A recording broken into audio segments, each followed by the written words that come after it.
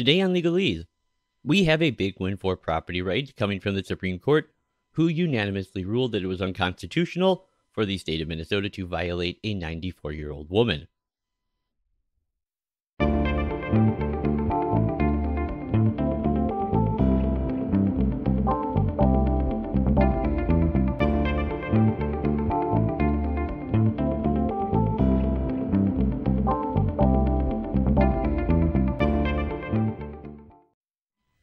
Hey, greetings everybody. Welcome back once again to Legalese. As always, I am your host, Bob. Thank you so much for joining me here today. Now, if you happen to be new to my channel, let me bid a special welcome to you. This is a podcast where we're going to be discussing all things constitutional law, as well as current events in other areas of law, politics, and culture. Now, as you all may recall, earlier this year in January, I did a video about home equity theft, and I was looking at how Hennepin County in Minnesota was trying to violate a 94-year-old woman's property rights.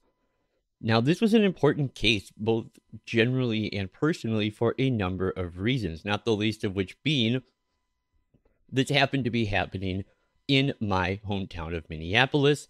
This was my local government doing this to this poor woman, and I am very hopeful that this case will serve as a reminder that when push comes to shove, that it will be we, the citizens of Minnesota, and not our government doing the pushing and the shoving.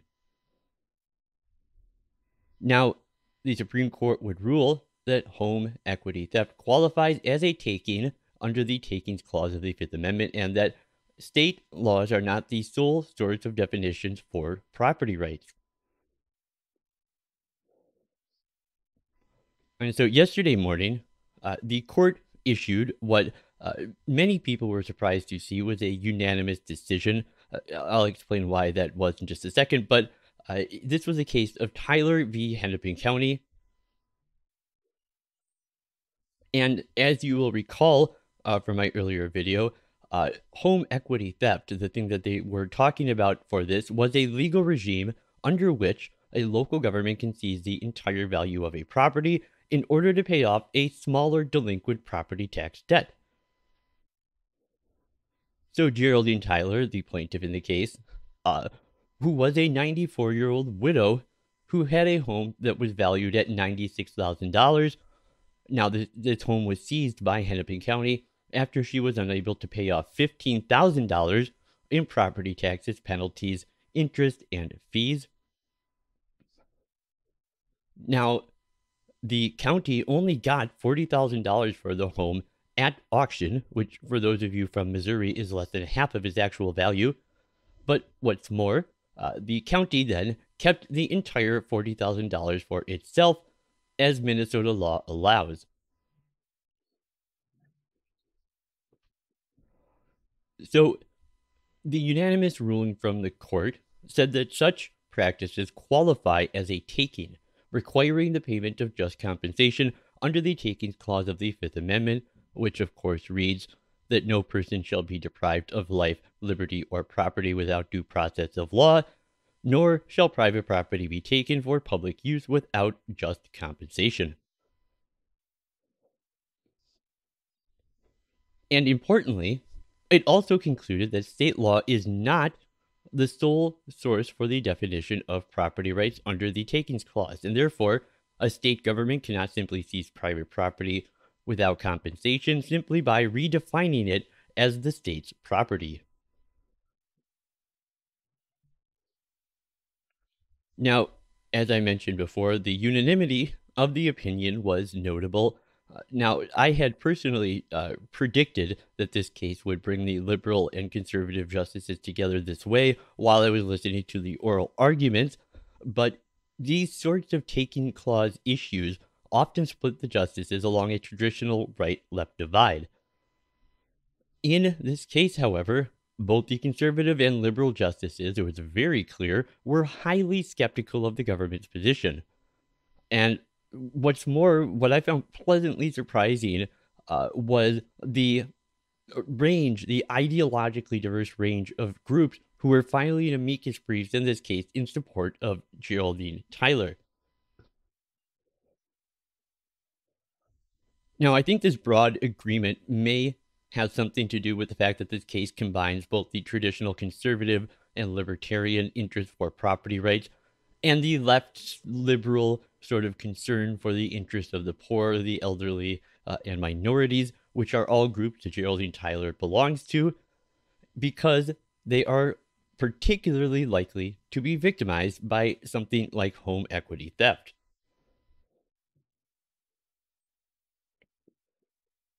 Now, while the Supreme Court ruling left some notable issues unresolved, it did nonetheless set a significant precedent. Most obviously, the jurisdictions that currently authorize this sorts of home equity theft, which is currently some 12 states in the District of Columbia, will no longer be allowed to do so.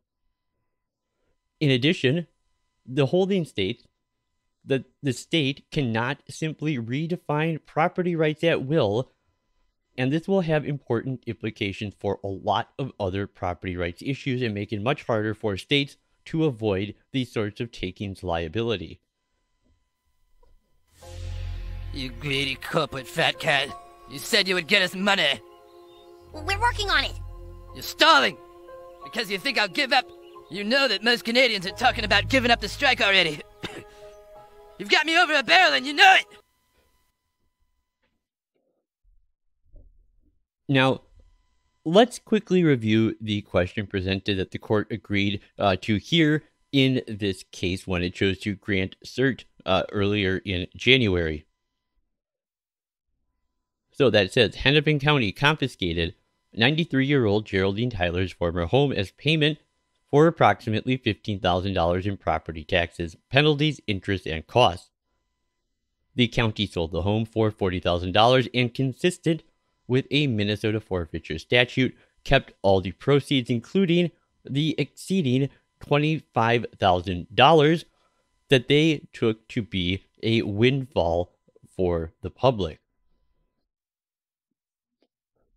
Now, in all states, municipalities may take real property and they may sell it to collect payments for property tax debts.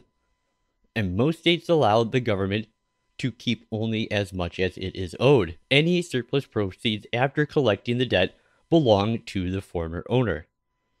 But in Minnesota and a dozen other states, local governments will take absolute title, extinguishing all equity that a owner might have had in exchange for canceling this much smaller debt, code enforcement fine, or some other monies owed to a government agency.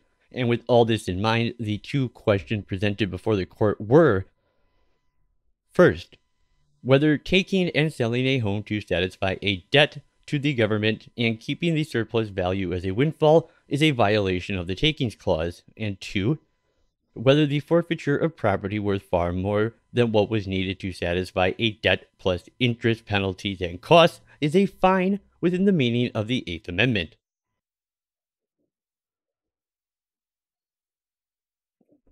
So the primary holding that we have in this case was held. Tyler plausibly alleges that Hennepin County's retention of the excess value of her home above her tax debt violated the takings clause. And there was much rejoicing.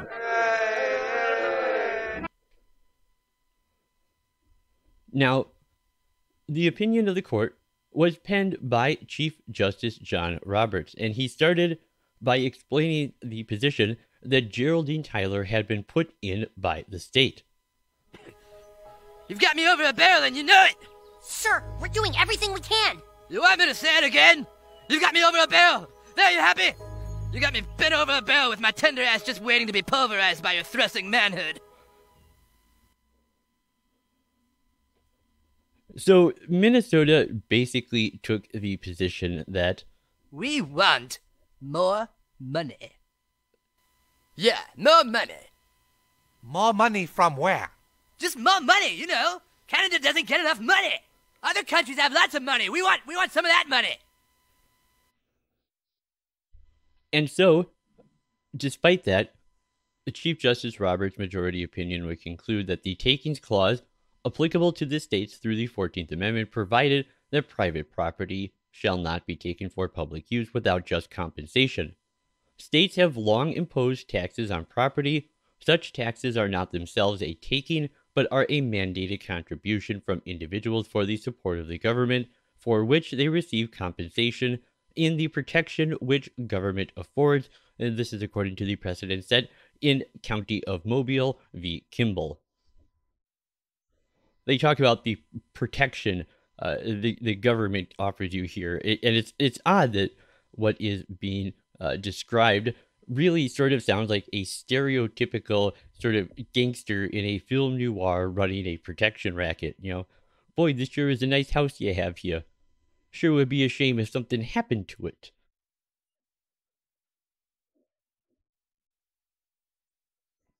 Anyways, so in collecting these taxes, the state may impose interest and late fees. It may also seize and sell property, including land, to recover the amount owed. Here, there was money remaining after Tyler's home was seized and sold by the county to satisfy her past due taxes, along with the cost of collecting them. He says the question is whether that remaining value is property under the Takings Clause and if it is protected from uncompensated appropriation by the state. He notes that the Taking Clause itself does not define property. For that, the court draws on existing rules or understandings about property rights, such as Phillips v. Washington Legal Foundation, which established that state law is one important source. But state law cannot be the only source. Otherwise, a state could simply sidestep the Takings Clause by disavowing traditional property interests in assets it wishes to appropriate. Essentially, the Takings Clause would be a dead letter if a state could simply exclude from its definition of property any interest that the state wished to take. And so he says, we also look to traditional property law principles plus historical practice and this court's precedents.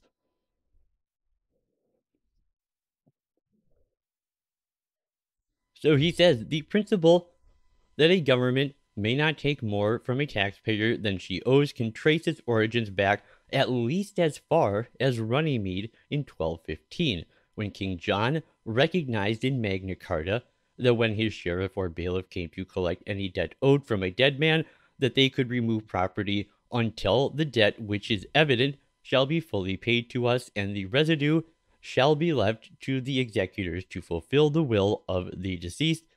And this is a doctrine that became rooted in English law.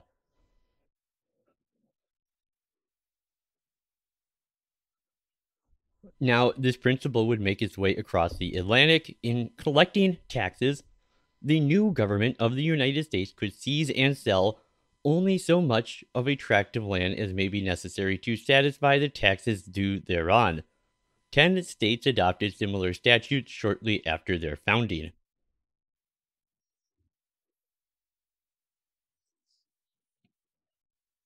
And Roberts went on to say the consensus that a government could not take more property than it was owed held true through the passage of the 14th Amendment, and states, including Minnesota, continued to require no more than the minimum amount of land be sold to satisfy the outstanding tax debt. The minority rule then remains the minority rule today.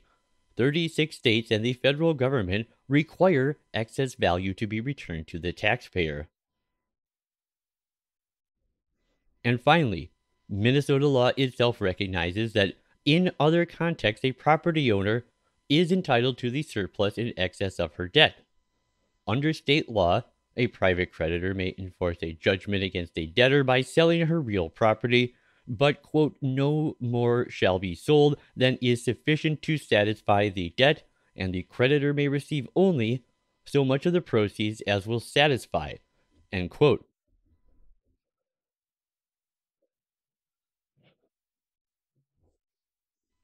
And so in collecting all other taxes, Minnesota protects the taxpayer's rights to surplus.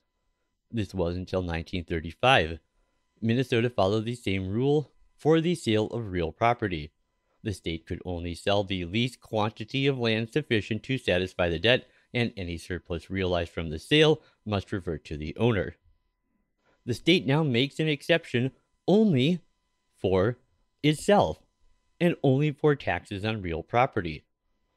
But property rights cannot be so easily manipulated, and this is in line with the precedent in Cedar Point Nursery versus Hasid. Minnesota may not extinguish a property interest that it recognizes everywhere else to avoid paying just compensation when it is the one doing the taking.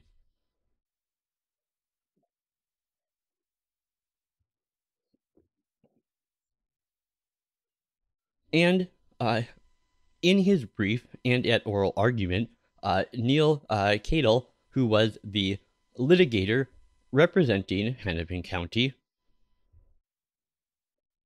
claimed that Geraldine Tyler lacked standing to challenge the seizure of her home equity.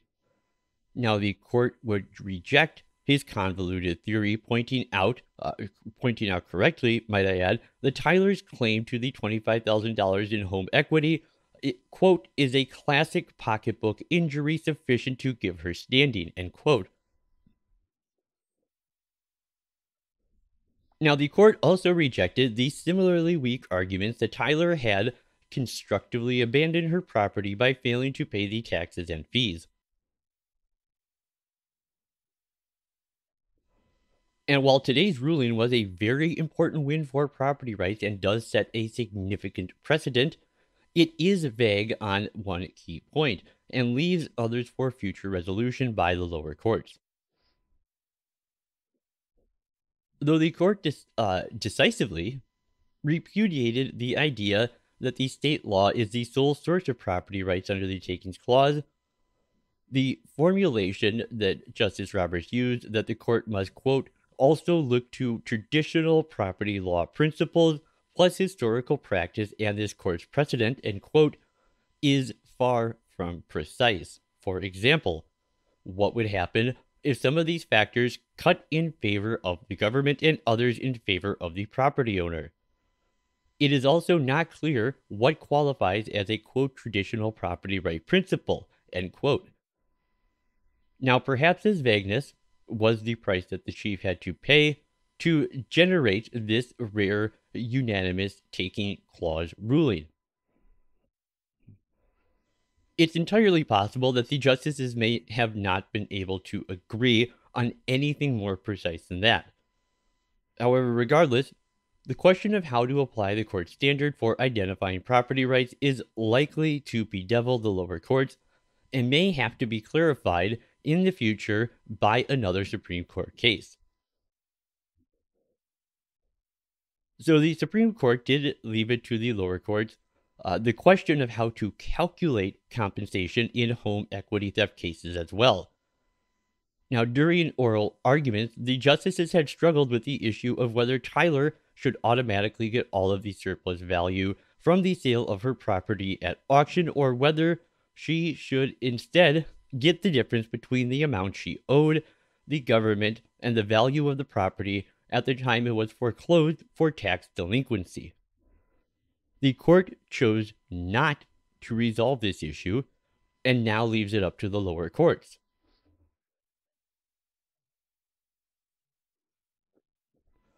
And finally, in addition to her claim as far as the takings clause, you'll remember there was a second part to her QP where Tyler argued the seizure of her home equity violated the excessive fines clause of the Eighth Amendment. Because Tyler prevailed on the takings clause issue, the Supreme Court chose not to address the excessive fines clause. However, conservative Neil Gorsuch filed a concurring opinion with liberal Ketanji Jackson Brown, in which they concluded that Tyler should likely have prevailed on this issue as well, had the court reached it. So they say, given its taking clause holdings, the court understandably declines to pass on the question whether the Eighth Circuit committed a further error when it dismissed Ms. Tyler's claims under the Eighth Amendment's excessive fines clause. But even a cursory review of the district court's excessive fines analysis which the Eighth Circuit adopted as well-reasoned, reveals that it, too, contains mistakes that future lower courts should not be quick to emulate. The first of these, the district court concluded that the Minnesota tax forfeiture scheme is not punitive because, quote, its primary purpose is remedial, end quote. In other words, it is aimed at compensating the government for lost revenue due to the non-payment of taxes. That primary purpose test finds no support in our law because, quote, sanctions frequently serve more than one purpose, end quote. This court has said that the excessive fines clause applies to any statutory scheme that, quote, serves in part to punish, end quote, and that comes from the precedent in Austin v. United States. Second, they point out, the district court asserted that the Minnesota tax forfeiture scheme cannot, quote, be punitive because it actually confers a windfall on the delinquent taxpayer when the value of the property that is forfeited is less than the amount of the taxes owed. That observation may be factually true, but it is legally irrelevant.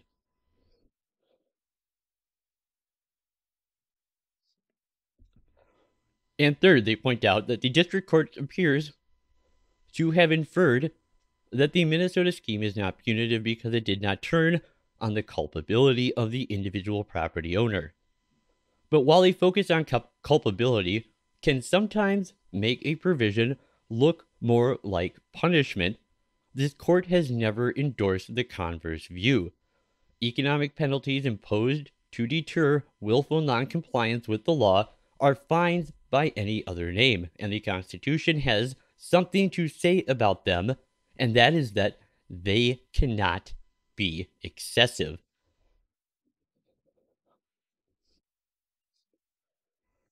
And recently, in Timms v. Indiana, which was a 2019 Supreme Court case that ruled that civil asset forfeiture sometimes qualifies as excessive fines under the Eighth Amendment. And the question of whether other types of property seizures are also restricted by the clause is another one that is likely to come up in future cases.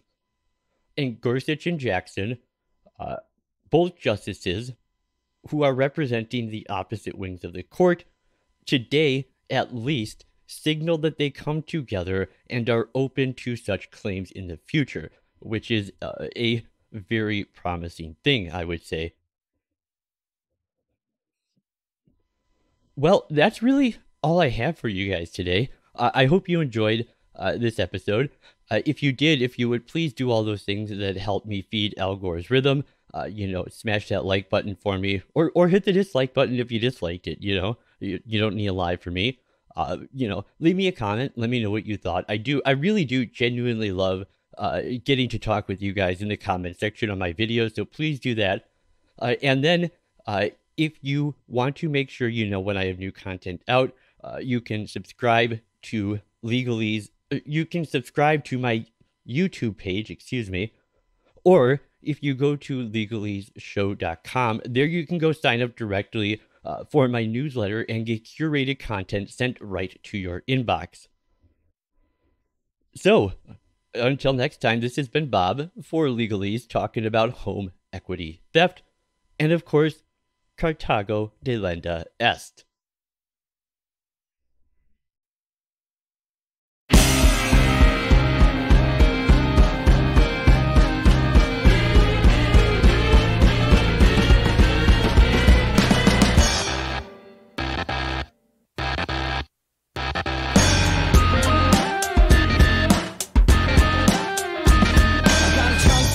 Motherfucker, like Freddie Mercury. Motherfucker.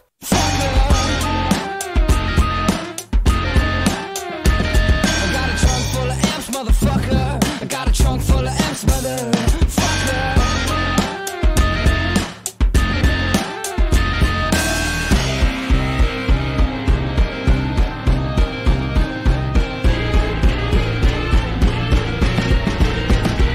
I got a trunk full of amps, motherfucker. Like ELO, fucker.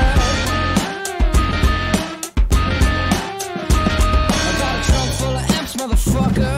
Got a trunk full of amps, brother.